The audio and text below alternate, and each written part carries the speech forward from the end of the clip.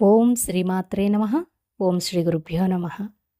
జగన్మాత అయిన లలితాంబిక నివాసమైనటువంటి మణిద్వీపం గురించి మనం ద్వాదశ స్కందం దశమ అధ్యాయంలో 76 శ్లోకాలు మరియు వాటి యొక్క వివరణలు ఇప్పటివరకు తెలుసుకున్నాం కదండి. మణిద్వీప వర్ణనను స్వయంగా సాక్షాత్తు ఆ వ్యాస భగవానుల వారే వివరించారు.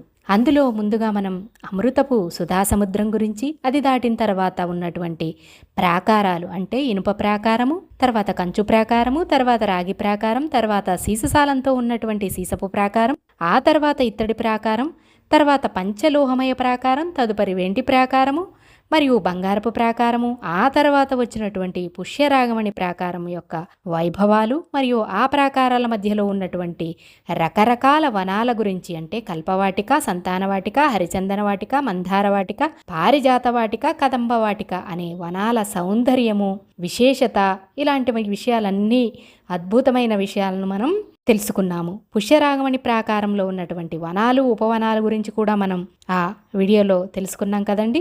ఎవరైనా ఒకవేళ నా ఛానల్ మొదటిగా చూస్తూ ఉన్నట్లయితే వ్యాస భగవానుల వారు వివరించినటువంటి మణిద్వీప అద్భుతాలు తెలుసుకోవాలని అనుకున్నా ముందు చేసినటువంటి వీడియోస్ యొక్క లింక్స్ నేను మీకు డిస్క్రిప్షన్లో ఇస్తాను. తప్పకుండా చూడండి, చాలా అద్భుతంగా ఉంటుంది. మరి వీడియోస్ చూసిన తర్వాత మీకు నచ్చితే మర్చిపోకుండా వీడియోని లైక్ చేసి షేర్ చేయండి.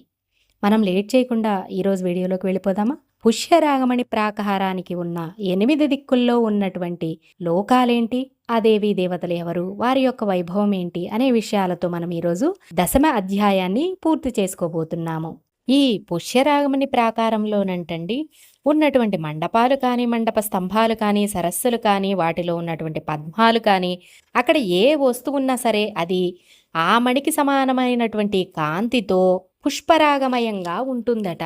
ప్రతి బ్రహ్మాండములోనూ ఉండే దిక్పాలకులు అందరికీ కూడా మూలమైన రూపాలనేవి ఉంటాయి కదా, ఆ సమష్టి రూపాలన్నీ కూడా ఇక్కడ అత్యంత పరాక్రమవంతంగా శ్రేష్టమైన ఆయుధాలను ధరించి ఉంటాయట.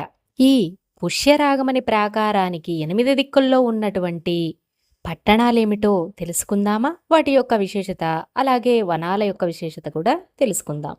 ఈ పుష్యరాగమణి ప్రాకారానికి తూర్పు దిశలోనట అనేక రకమైన ఉపవనాలతో, ఉన్నతమైన శిఖరాలతో కూడిన ఒక అద్భుతమైన పట్టణం అనేది ఉంది. అదే అమరావతి పట్టణం. అదేనండి ఆ మహేంద్రుడు ఉన్నటువంటి, ఎంతో వైభవోపేతమైనటువంటి ఆ ఇంద్రుడు ఉన్నటువంటి పట్టణమే ఆ అమరావతి పట్టణం.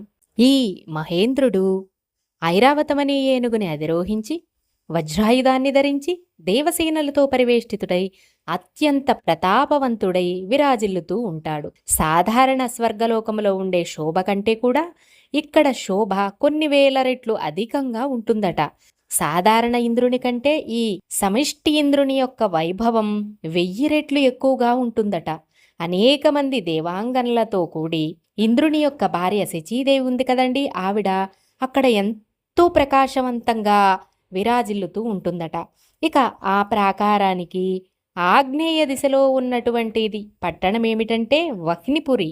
ఆ పట్టణంలో స్వాహ, స్వధ అనే తన 2 భార్యలతో అగ్నిదేవుడు దివ్యమైన ఆభరణాలను ధరించి తన వాహనమైన పొట్టేలుపైన ఉన్నాడు. అతను తన దేవగణాలతో కూడి ఉన్నాడు. ఇక దక్షిణ దిశలో ఉన్నటువంటి పట్టణం యమపురి. అక్కడ దండధరుడైన సూర్యపుత్రుడైనటువంటి యమధర్మరాజు తన శక్తితో, ఇంకా చిత్రగుప్తుడు మొదలైన తన భటులతో కూడి కొలువై ఉన్నాడు. అలాగే నైరుతి దిశలో నిరుతి చేతిలో ఖడ్గాన్ని ధరించి తన శక్తితో కూడి రాక్షస సమూహాలతో పరివృతుడై ఉన్నాడు. ఇక పడమర దశలో పాశాన్ని ధరించినటువంటి అతి ప్రతాపవంతుడైన వరుణదేవుడు రాజ్యాన్ని ఏలుతూ ఉన్నాడు. ఆయన తన ప్రియురాలైన వరుణానితో కలిసి వరుణలోకంలో విరాజిల్లుతూ పెద్ద మకరాన్ని అనగా మొసలిని అధిరోహించి వారుణి అనే మధువును స్వీకరించి మైమరచి తన శక్తులతో మరియు జలచరాల గణాలతో అక్కడ కూడి ఉన్నాడు. ఆ తర్వాత వాయవ్య దిశలో ఉంది వాయులోకం. అక్కడ వాయువు సాధనలో సిద్ధి పొందిన యోగులతో పరివేష్టితుడై విశాలమైన కన్నులు కలిగి చేతిలో జెండాను పట్టుకొని జింకనే వాహనంగా చేసుకుని మరుద్గణాలతో మరియు తన శక్తితో కూడి వాయుదేవుడు అక్కడ ఉన్నాడు అని వ్యాస భగవానులు వారు చెప్పి ఇక ఈ విధంగా చెప్తున్నారు. ఓ భూమిపాల, ఉత్తర దిశలో ధనానికి అధిపతి అలాగే యక్షులకు రాజు అయినటువంటి కుబేరుని యొక్క యక్షలోకం అనేది ఉంది. ఆయన 9 రకాల నవనిధులను కలిగి వృద్ధి, బుద్ధి మొదలైన శక్తులతో కూడి కాస్త పెద్ద పొట్టను కలిగి తన యొక్క శక్తితో కూడి ఆయన యక్షలోకంలో ప్రకాశిస్తూ ఉన్నాడు. ఇంకా మణిభద్రుడు, పూర్ణభద్రుడు, మణిమంతుడు, మణికంధరుడు, మణిభూషణుడు, మణిస్రగ్వి, మణికార్ముఖధారి మొదలైన యక్షసేనాధిపతులతో కూడి కుబేరుడు అక్కడ ప్రకాశిస్తూ ఉన్నాడు. ఆ తర్వాత అద్భుతమైన ఈశాన్య దిశలో అత్యంత గొప్పదైన రుద్రలోకం అనేది ఉంది. రత్నాలతో పొదగబడిన ఆ లోకానికి గొప్పగా ప్రకాశించే కన్నులు కలిగిన, వీపున పెద్ద అమ్ముల పొదిని ధరించినటువంటి, ఎడమ చేతిలో ప్రకాశించే ధనస్సుని ధరించినటువంటి, క్రోధాన్ని కలిగినటువంటి మహారుద్రుడు ఆదిదైవంగా ఉన్నాడు. ఎక్కుపెట్టిన విల్లులు ధరించిన తన వంటి అసంఖ్యాక రుద్రులు శ్రేష్టమైన శూలాలను ఆయుధాలుగా ధరించి వికృతమైన మరియు భయంకరమైనటువంటి ముఖాలను కలిగి నోటి నిండా నిప్పులు చిమ్ముతూ 10 చేతులు, 10 కాళ్ళు, 10 మెడలు, 100 చేతులు, 1000 చేతులు ఈ విధంగా కలిగి 3 కన్నులను కలిగి ఉగ్రరూపంలో ఉండే అంతరిక్షచరులు మరియు భూమిచరులైన రుద్రగణాలు కూడా అక్కడ ఉన్నాయి. వేదోక్తమైన రుద్ర అధ్యాయములో అంటే శ్రీరుద్రంలో ఏ ఏ రుద్ర రూపాలైతే మనకు పేర్కొనబడ్డాయో ఆ రుద్రులందరితో కూడా ఆవరించబడి కోట్లాది మంది రుద్రాణులతో అంటే రుద్రశక్తి స్వరూపాలతో భద్రకాళి మొదలైన మాతృకలతో కూడి ఆ మహారుద్రుడు కొలువై ఉన్నాడు. ఆ రుద్రుడు కపాలమాలను ధరించి పులి చర్మాన్ని కింద వస్త్రంగా అలాగే ఏనుగు చర్మాన్ని ఉత్తరీయంగా ధరించి పాములనే మెడలో హారాలుగా చేతులకు కంకణాలుగా ధరించి చితాభస్మాన్ని శరీరమంతా పూసుకొని ఢామరీ లాంటి గణాలతో వీరభద్రుడు మొదలైన ప్రమదగణాలతో అనేక శక్తులతో కూడి ఆయన అత్యంత వైభవోపేతంగా డమరుకనాదాన్ని చేస్తూ అట్టహాసాన్ని చేస్తూ అంటే చాలా పెద్దగా గట్టిగా నవ్వుతూ భూత సంఘాలతో కూడి ఉన్నాడు ఆ రుద్రుడు. ఆయన చేసేటువంటి ఆస్ఫోట శబ్దాల ధ్వనితో ఆకాశం కూడా గజగజ వణికిపోతూ ఉంటుంది.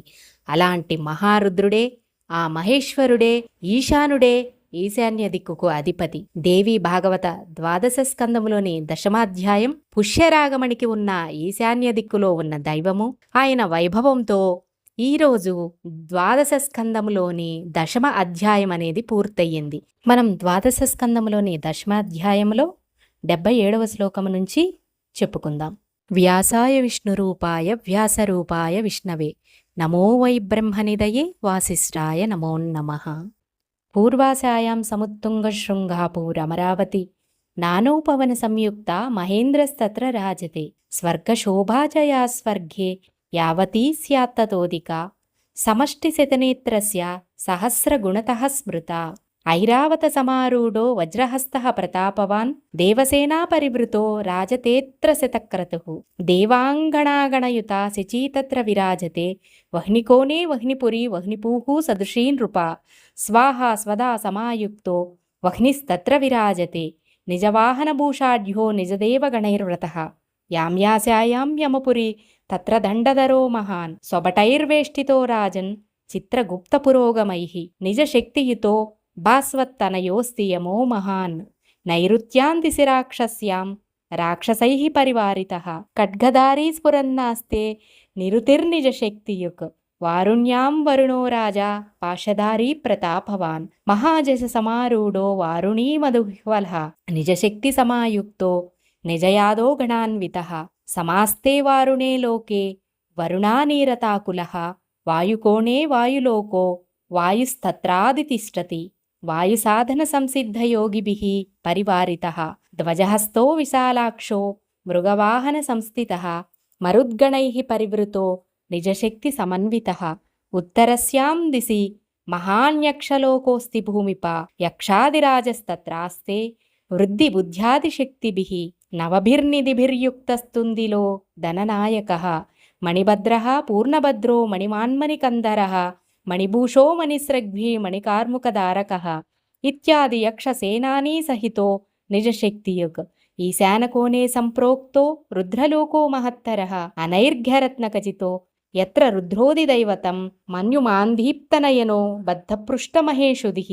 స్ఫూర్జధనుర్వామహస్తో దిజ్యదన్వభిరావృతః స్వస్సమానైరసంఖ్యాతరుద్రైః శూలవరాయుధైః వికృతాస్యైః कराळास्यैर्व मद्वह्निभिरास्यतः दशहस्तैः शतकरैः सहस्रभुजसंयुतैः दशपादैर्दशग्रीवैस्त्रिनेत्रैरुग्रमूर्तिभिः अन्तरिक्षचरा ये च भूमिचराः स्मृताः रुद्राध्याये स्मृता रुद्रास्तैः सर्वैश्च समावृतः रुद्राणीकोटिसहितो भद्रकाल्यादिमातृभिः नानाशक्तिसमाविष्टा डामर्यादिगणावृतः वीरभद्रादिसहितो रुद्रो राजन् विराजते मुण्डमालाधरो नागवलयो नागकन्दरः व्याघ्रचर्मपरीधानो गजचर्मोत्तरीयकः चिताभस्माङ्गलिप्ताङ्गः प्रमदादिगणावृतः निनदड्डमरुद्वानैर्बदरीकृतदिग्मुखः अट्टहासास्फोटशब्दैः सन्त्रासीतनभस्थलः भूतसङ्गसमाविष्टो भूतावासो महेश्वरः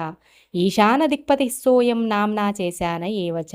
ఇది శ్రీమద్దేవీ భాగవతే మహాపురాణే ద్వాదశస్కందే మణిద్వీపవర్ణనం 10వ అధ్యాయం సంపూర్ణం. నెక్స్ట్ మనం ఏకాదశ అధ్యాయం అనే దానిలో వ్యాస భగవాన్ల వారు పుష్యరాగమణి ప్రాకారం దాటిన తర్వాత కనిపించే 10వ ప్రాకారమైనటువంటి పద్మరాగమణి ప్రాకారము మరియు అక్కడ నివసించే 64 కళల గురించి వివరించడం మొదలుపెట్టారు. ఆ 64 కళల యొక్క నామాలను స్మరించడం వల్ల వాక్శుద్ధి, చదువు, అలాగే అన్ని రకాల కళల పట్ల ఆసక్తి మరియు మంచి బుద్ధి వికాసము, సర్వకార్యసిద్ధి లభిస్తాయని చెబుతూ ఉన్నారు. దానన్నిటి గురించి కూడా మనం నెక్స్ట్ వీడియోలో స్టార్ట్ చేసుకుందాము. మరి మీకు ఈ వీడియో నచ్చితే మర్చిపోకుండా వీడియోని లైక్ చేసి షేర్ చేయండి. సర్వం శ్రీమాత పాదాలకు అర్పిస్తూ స్వస్తి.